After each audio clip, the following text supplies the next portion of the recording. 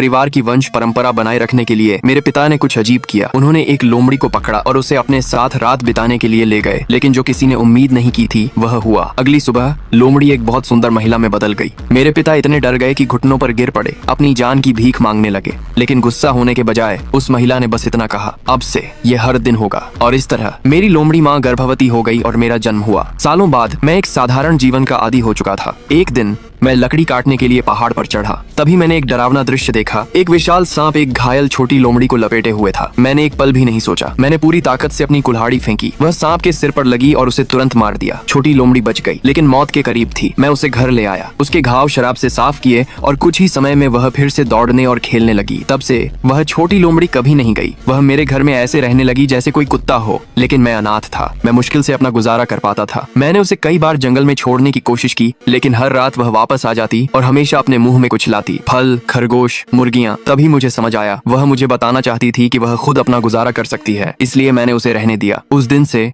वह मेरी साथी बन गई। मैं लकड़ी काटने जाता, वह साथ जाती। मैं भेड़ों की देखभाल करता, वह मेरे पीछे पीछे चलती। जब मैं पढ़ता था तब भी वह मेरे पास लेटी रहती थी, जो मेरे पास थी। लेकिन सब कुछ मेरे हाई स्कूल के आखिरी साल में बदल गया। एक दिन वह अचानक गायब हो गई। मैंने रात तक इंतजार किया, लेकिन वह नहीं आई। उसकी जगह एक बूढ़ी औरत आई, जिसके हाथ में छड़ी थी और चेहरे पर हल्की मुस्कान थी। उसने पूछा, युवा, क्या तुमने मेरी पोती को देखा है? मैं उलझ गया। आपकी पोती? हाँ, मैंने उसे सालों पहले घर की देखभाल के लिए छोड़ा था, लेकिन जब मैं वापस आई तो वह गायब थी। लोगों ने कहा कि वह यहाँ रह रही है। मैंने तुरंत मना कर दिया, शायद कोई गलती है। बूढ़ी औरत ने सिर हिलाया, लेकिन उसकी नजरें रसोई पर टिकी थीं। मैंने उसकी नजर का पीछा किया और वहाँ छोटी लोमड़ी बैठी थी, अपनी पूंछ हिलाते हुए जैसे मुस्कुरा रही हो। यह पहली बार था जब वह किसी और के सामने आई थी। बूढ़ी औरत हल्के से हंसी और बिना कुछ कहे चली गई। उस रात लोमड़ी हमेशा की तरह मेरे पेट पर सोई, लेकिन अगली सुबह वह गायब थी। उसकी जगह मुझे कुछ अजीब मिला, एक छोटा लाल कपड़ा जिसमें काले बालों का एक गुच्छा कागज में लिपटा हुआ था। कुछ समझ नहीं आया तो मैं उसे गांव के मुखिया के पास ले गया। उसने देखा और मुस्कुराया, यह शादी का वादा है। एक लड़की तुम्हें दिलचस्पी दिखा रही है, इसके साथ